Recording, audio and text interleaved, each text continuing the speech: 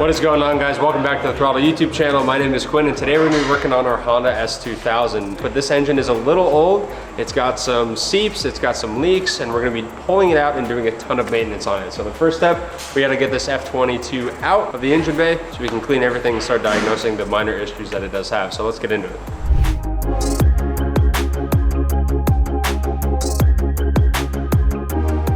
First step, we're gonna drain all the fluids and need to get the engine oil out. We're gonna get our coolant out, and we also recently just got an AC service machine, so I'm gonna vac down the whole AC system, and I think we're gonna pull the compressor with the engine.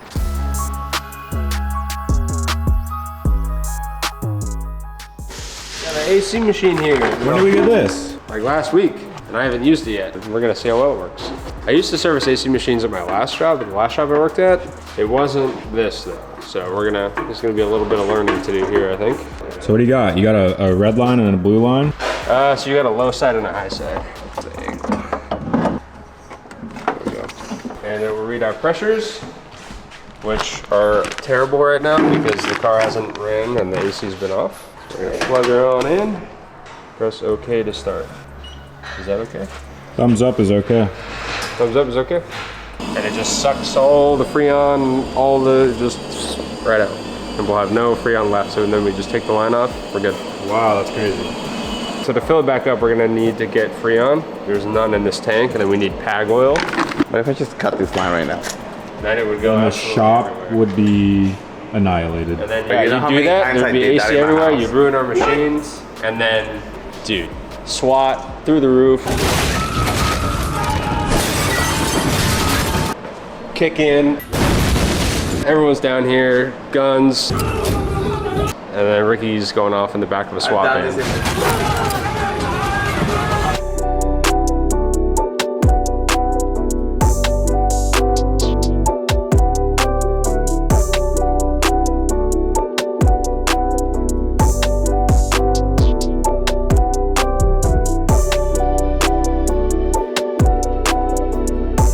AC system is drained, our coolant is draining currently, so we're gonna wait to pull the radiator out. We're gonna get the air box out first and then start tackling the cooling system. If you haven't already, make sure to subscribe to the Throttle YouTube channel and turn on the bell notification so you don't miss a thing.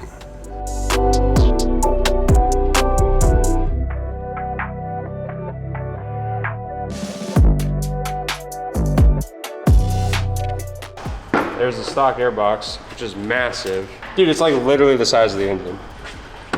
It's bigger. It's like longer than the engine is. Why? It's just an air box, bro. While we begin removing the F22C1 out of our S2000, I wanna let you all know double entries are live right now on throtl.com. So every $1 you spend equals 2 times entries to win our S2000 and $20,000 in cash. Take advantage of it while you can because the multiplier window closes Sunday at midnight.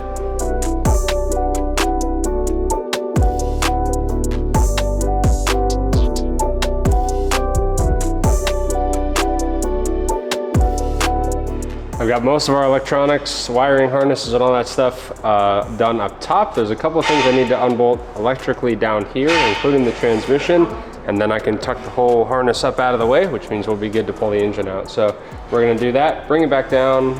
We have to come back up eventually because I'm gonna take the exhaust, the transmission, shifter, drive shaft, all that stuff still has to come off the slave. But for now I'm focused on getting the wiring harness out.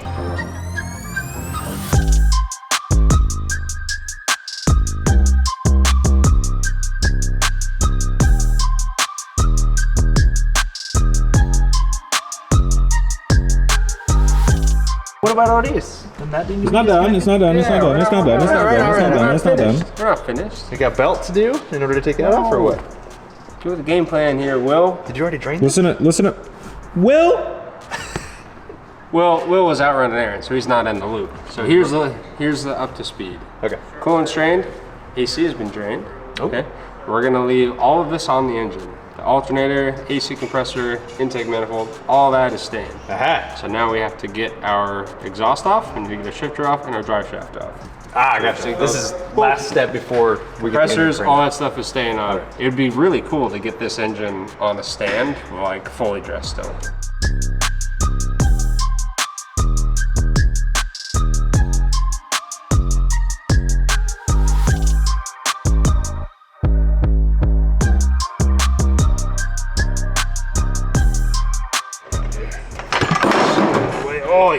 we go.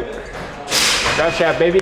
Drive shaft is off, so I'm gonna take our catalytic converter off, which is this guy right here. From there, I'm going to lower the transmission down so Will can get the shifter the rest of the way out.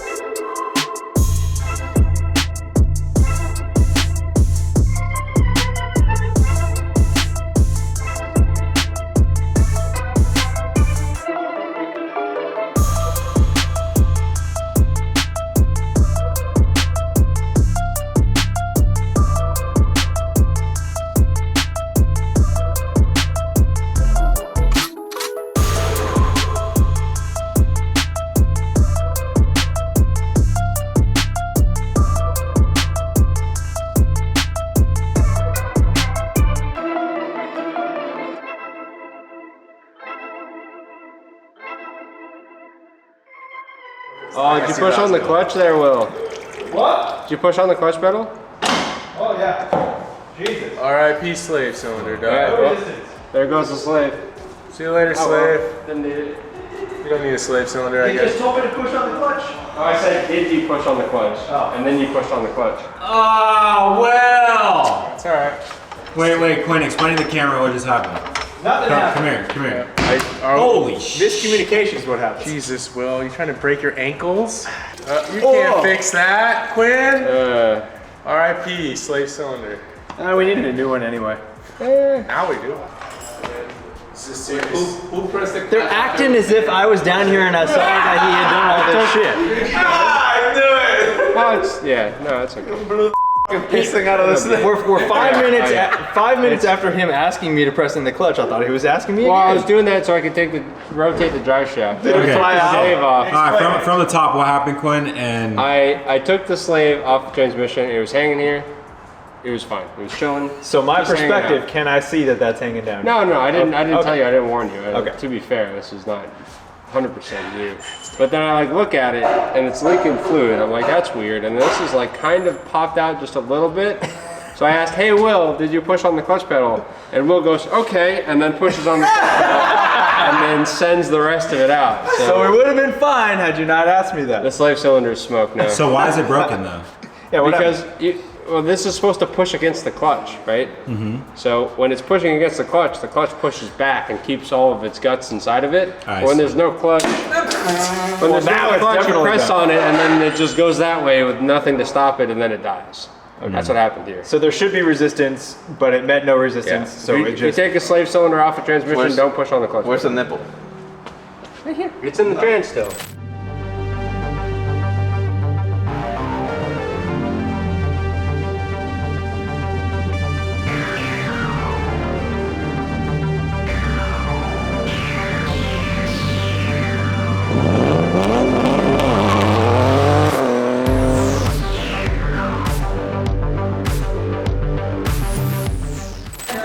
What you said?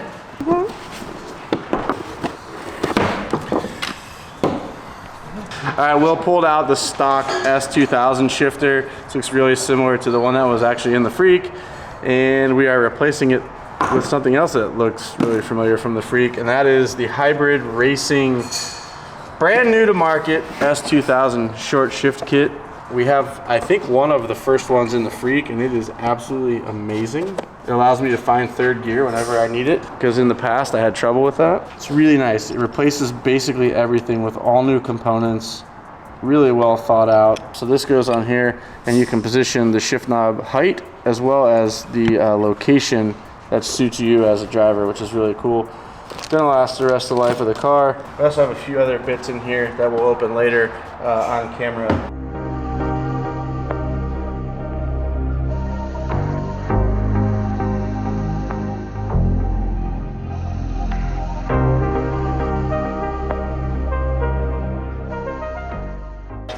We're in good shape. Literally, the only things left are the engine mounts and the transmission mounts, which are already loose. So I'm gonna crack the bolts for the engine mount, the nuts for the engine mount, get those off. We'll come grab our engine crane, pick it up, take everything the rest of the way off, and then go boop, and then she'll be out, and then hit the hood. So we'll probably have to take the hood off.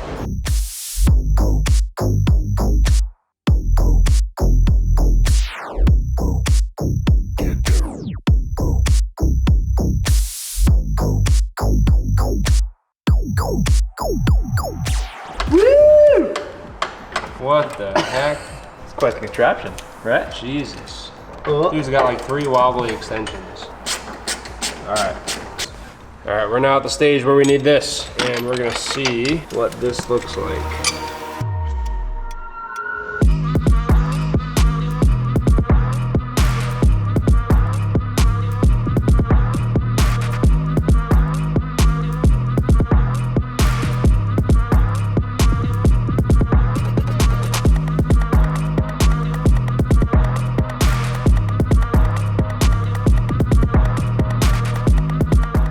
Will and I tried to pull the engine with the transmission attached, and that's not happening. They put this super awesome bar right here. So having this bar here in conjunction with an oil pan that's really long at the front just doesn't allow it. So usually you'll tilt the engine back. If you can get the oil pan to clear, usually it's the steering rack, then you can kind of go, whoop, come right out. But when I was tilting it, we couldn't get the oil pan to clear this, and by the time it was about to clear this, the back section of the valve cover was so deep in this pocket here, there's no way it's coming out. So we're gonna put the engine mount arms back on, rebolt the engine down, take it up, we're gonna pull the transmission off, because once it's level like this, I have plenty of room to come out vertically.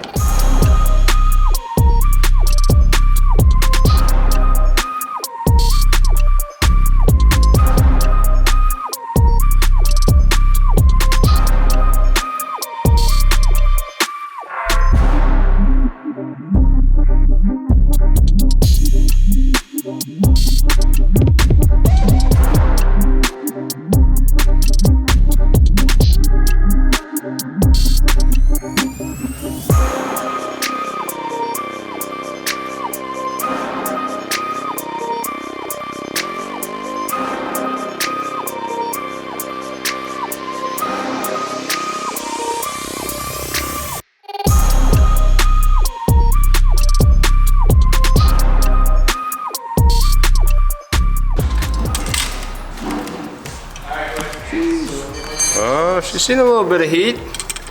That's not terrible. Still a little bit of life left in it. Oh, there's hot spotting on that. And there's hot spotting on that, so not bad. Not terrible. Mickey driving it. Huh? It's probably from Mickey. It's probably from Mickey driving it. Or you. We all had to go with this thing. Definitely not for me, it will. Or Brick. Brick drove it. Yeah, I gave it a little bit of the sauce.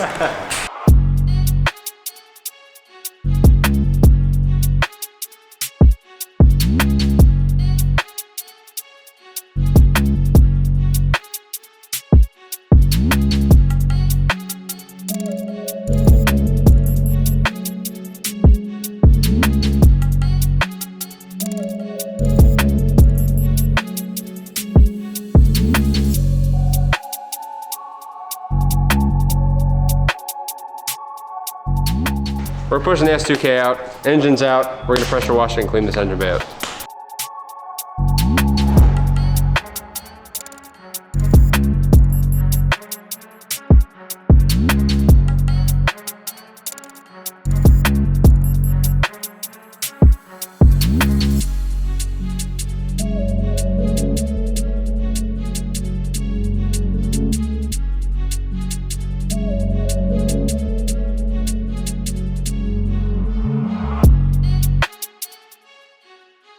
Looks way better than it did. There's still a couple of little spots that I think need attention, but other than that, it turned out great. Ricky's already trying to push it, so let's get it going. The handbrake on?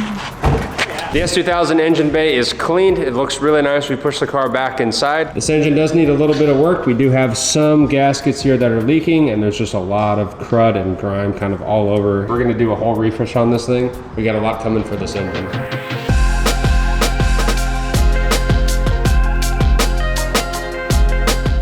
This engine is in really good shape. It does have a few things that we need to address. I want to do some basic maintenance on it. We're actually going to be tearing this thing completely down because we're going to be rebuilding this engine. Whoever wins this car is going to end up with a really good powertrain package that is rebuilt, reliable, it's going to hold the power very nicely, and it's going to sound amazing with this new Greddy turbo kit. So I'm going to start by taking off all the accessory drive stuff. So we're going to take the alternator, the AC compressor, and all the tensioners and pulleys and all that stuff off. We're going to pull the intake manifold off. Then we'll start getting into actually tearing down the long block itself. We're going to start by draining the oil because I didn't do that when we pulled the engine out.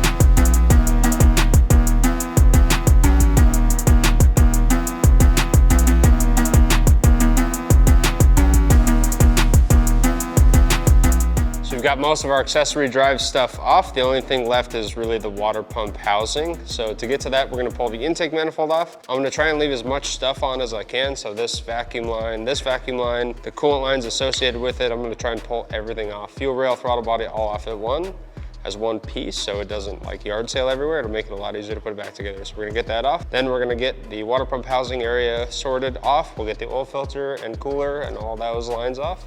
And then we'll take our valve cover off and start taking the top end apart. I broke my extension. There's supposed to be a driver bit socket on that, and there's not, and it broke.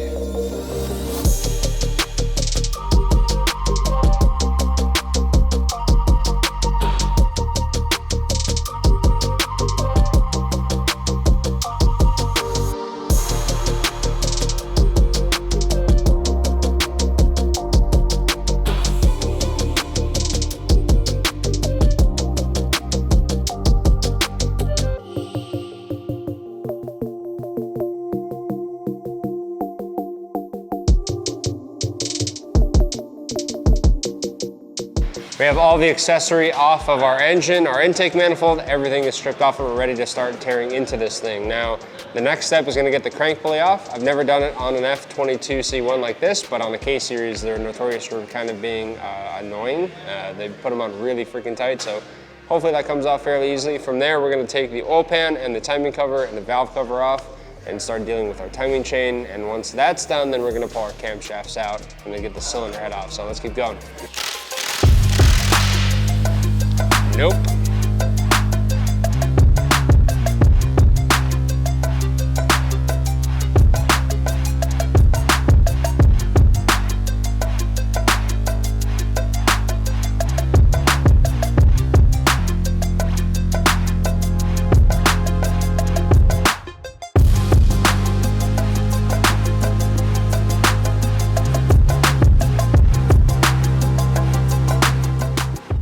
All of our oil pan hardware has been removed and I've cracked the gasket, and we're gonna take it off and see what this thing looks like on the inside. There's red paint in here. Bro, what are you doing? There's red paint on the outside of the engine, which I understand because the valve cover is painted red. Why is there red paint inside the engine? A lot of this is just like oil buildup crud. So luckily we're gonna clean all this stuff out, and it's kind of everywhere. Not terrible, not the end of the world. A little bit of grimy. This engine could have used more oil changes, for sure.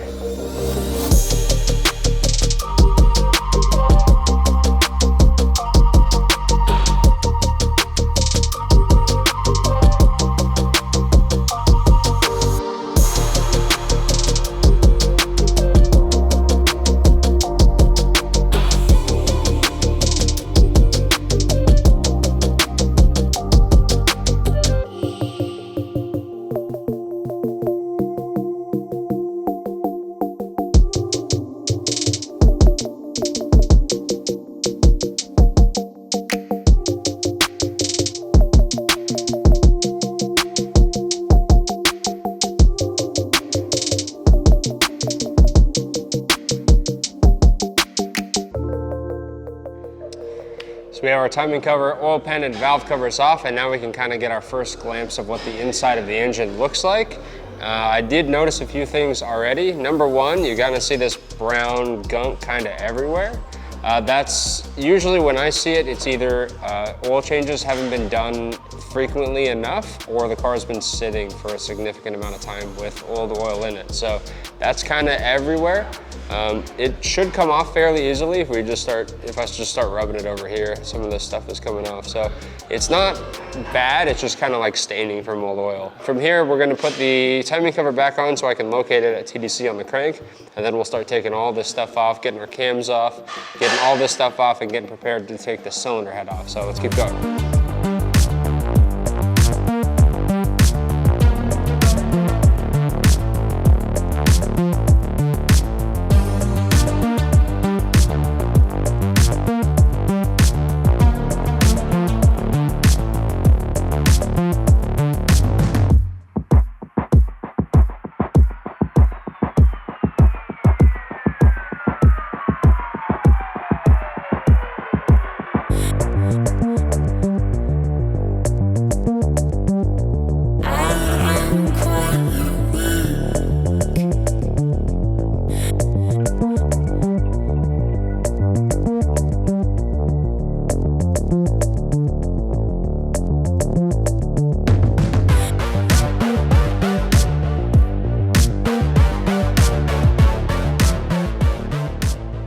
So I just got our camshafts out and we're inspecting everything. And this is something I do like about Honda engines, is that they use rollers instead of like a flat tappet or like a hydraulic lifter that's flat on it.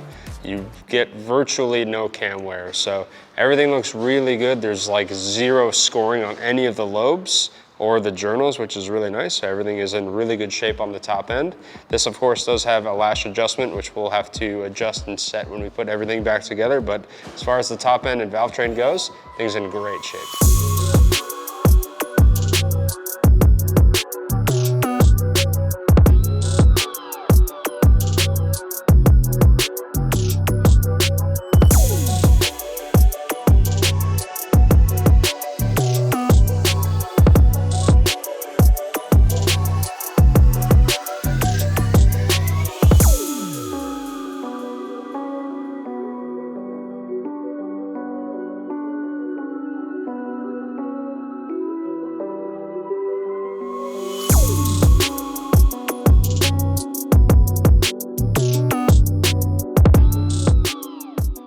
We have our cylinder head off the engine block, and we're gonna take a look at the cylinder head and the domes of the pistons. Everything looks really good.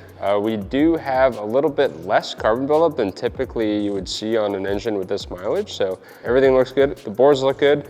When we take the pistons out, we're gonna be measuring the bores for taper and wear and kind of roundness, so we'll get to that when we get there. The cylinder head is kind of the same. Everything looks really good on it. We have a little bit of carbon buildup on the valves and the sides of the cylinder head itself. Nothing too crazy. This gives me really good hope. This engine is gonna run really well under boost and we're not gonna have any carbon buildup issues. Of course, this is all gonna get cleaned. We're gonna send the cylinder head for decking to get it cleaned up for the new head gasket. We're gonna clean the block here and we should be good to go. So we're gonna start pulling pistons out, but everything looks really good.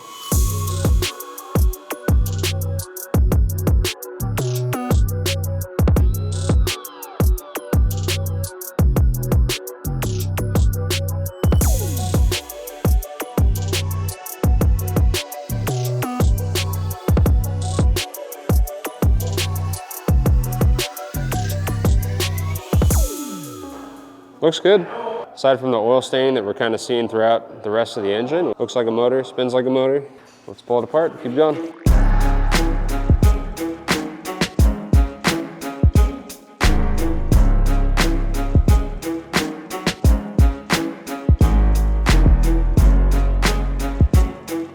All of the rings are moving around, which is good, including the oil control ring. So a lot of times these oil control rings, you can see in there's like some gunk in it. It doesn't look nice and clean, and there's kind of oil buildup and junk around the sides. But a lot of times these oil control rings, they'll get stuck in place because they'll have like coagulated oil built up, and then they get seized and then they stop working, and then you have like, a lot of cars will start burning oil when that happens. Other than that, it looks pretty good. We have a bit of skirt wear on the sides, which doesn't really concern me that much. The bearings However, something got in here. You can see there's just like a few clean lines like all the way around, and same on the cap here. So not the end of the world. Definitely something we're going to replace because we're going to be putting new main and rod bearings in here. One cool thing about bearings is they're a lot softer than the journal. So they're meant to be the wear item, but they also will, like if something contaminant like a piece of dirt or like a piece of paint or something else like metal gets in there, the bearing will actually like absorb whatever is in there, instead of it going through the bearing and then going back to the oil pan and just doing laps in the engine and destroying stuff. The bearing will try and absorb it, which is really cool. So I'm definitely not going to put these bearings back in there. We already have ACL race bearings here anyways.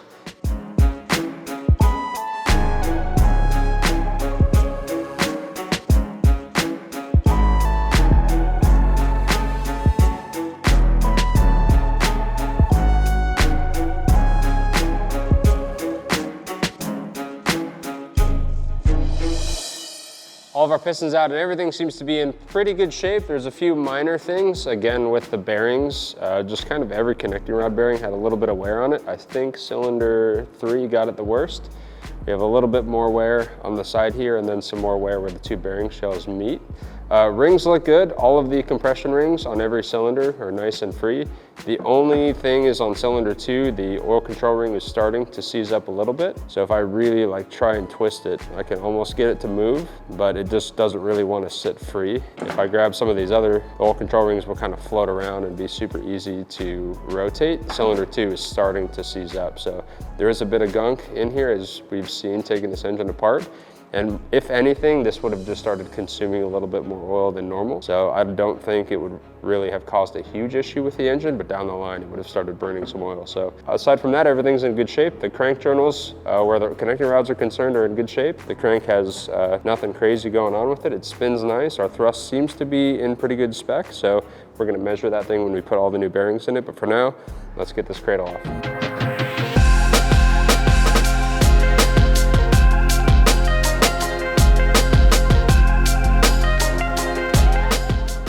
Good shape, dude. Good shape. A little bit of oil staining, nothing crazy. Everything looks good. You can see where the oil journal like gallery is in the bearing because it's a lot less worn, but I don't feel anything with my finger indicating that we have like damaged journals or excessive wear. So we'll know when we put the micrometer on it, but everything looks really good. I'm happy with this engine overall.